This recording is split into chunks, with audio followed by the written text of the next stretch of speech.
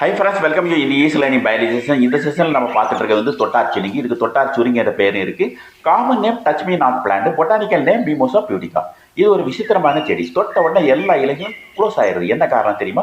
எல்லா இலைகளும் என்ன இருக்குன்னு கேட்டால் ஒரு சென்சரி செல்கள் இருக்கு.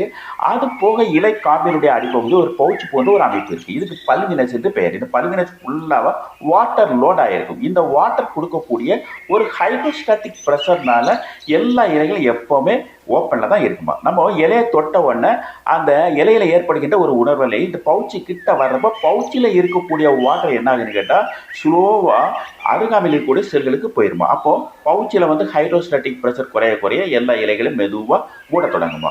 ஒரு கேப்பு விட்டு வெளியேறின வாட்டர் மறுபடியும் இந்த பவுச்சுக்குள்ளே ஸ்லோவாக போகிறப்போ ஹைட்ரோஸ்டாட்டிக் ப்ரெஷர் வந்து மெதுவாக கூட தொடங்கும் போது மறுபடியும் எல்லா இலைகளும் என்ன ஆகுதுன்னா ஓப்பன் ஆக தொடங்குமா. இதுதான் மெக்கானிசம். இந்த மெக்கானிசத்தில் வந்து நான் டிஸ்கிரிப்ஷனில் தந்திருக்கேன். அதை நல்லா ஸ்டடி பண்ணுங்க. தேங்க்யூ.